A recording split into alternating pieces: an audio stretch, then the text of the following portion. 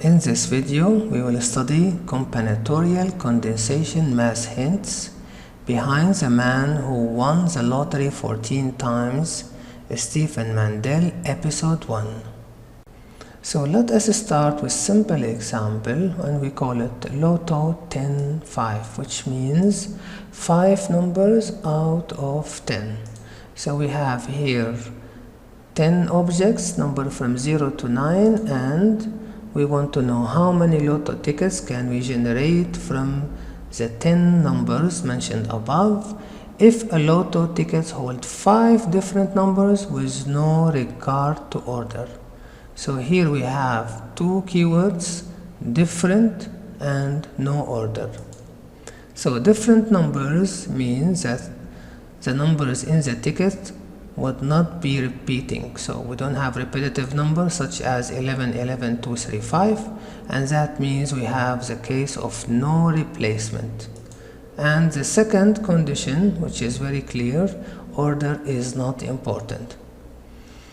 All of that leads us to the formula of combination without replacement.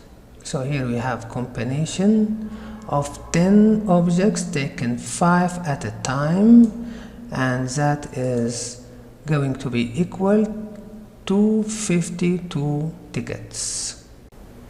Now the next step is generating the 252 tickets.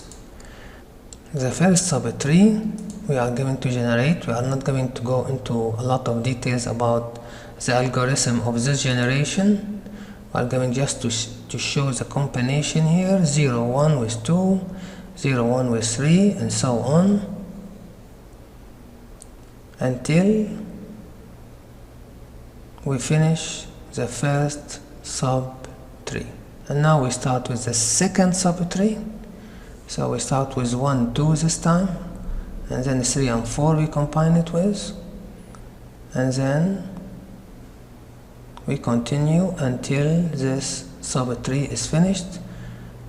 Now the third sub-tree, 2, 3 with the rest of the numbers, and now the fourth sub-tree, the fifth sub-tree. Now the trees are dwindling, the sixth sub-tree and the last one, and it has only this branch only.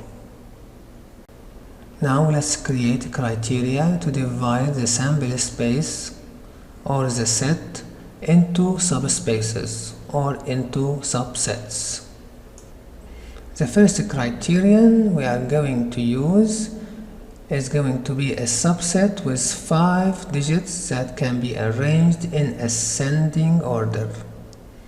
So we have here, we have 6 tickets of that kind, such as 1, 2, 3, 4, 5, or 5, 6, 7, 8, 9.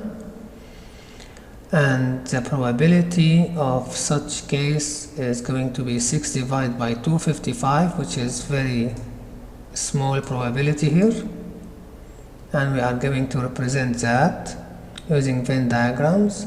So we have a sample space of 252 tickets, and we have the subset we created, which we call 5 digits, and it has 6 tickets.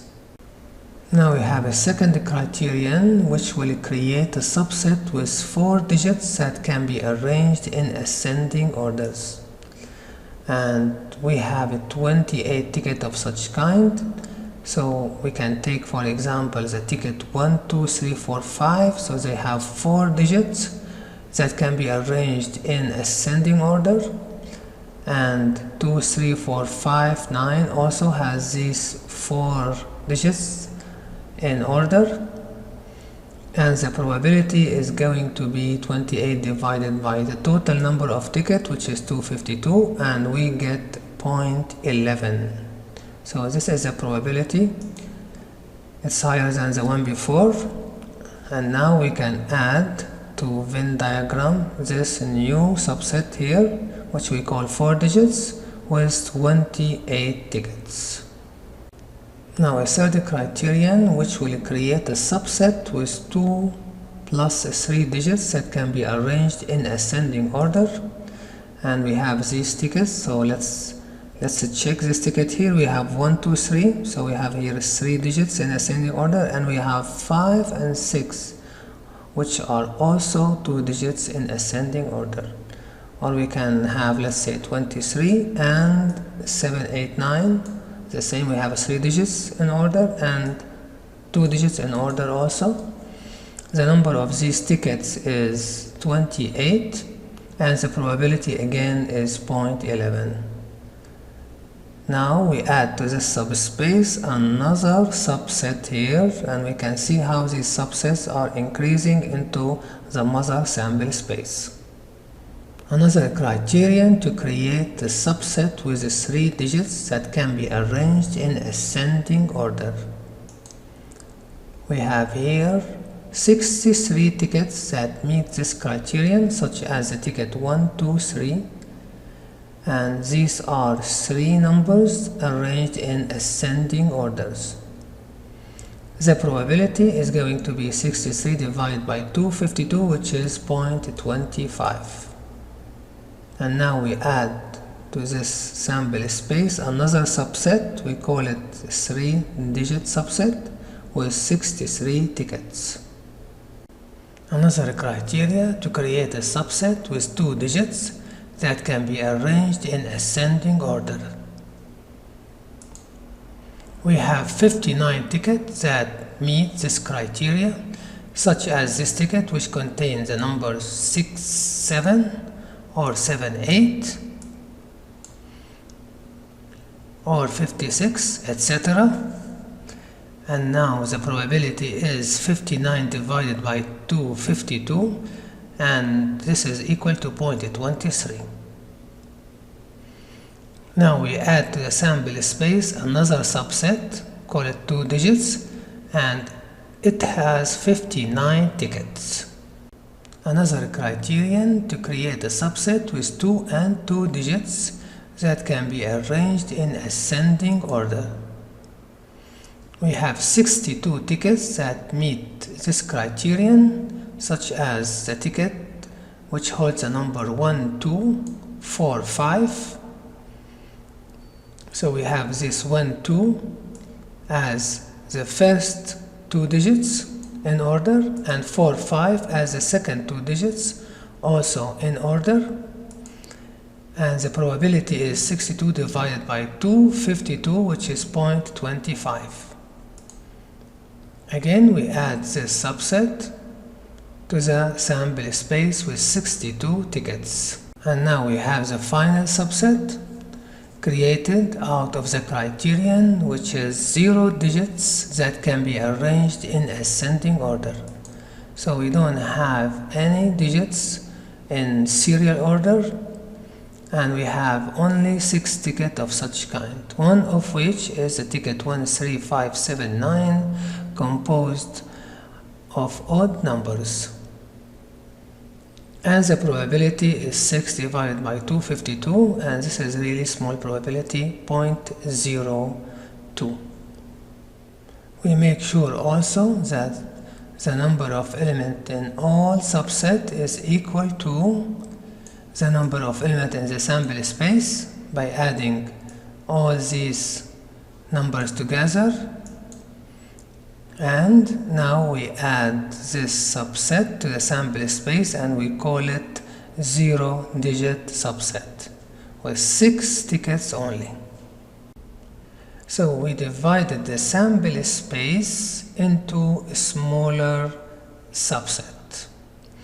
And this subset will explain to us why some tickets do not come out as winning ticket. Tickets such as 1, 2, 3, 4, 5, 6 in lotto 649 does not come out, even though it has an equal chance of winning like any other ticket. But the issue is it belongs to a subset that has very low probability.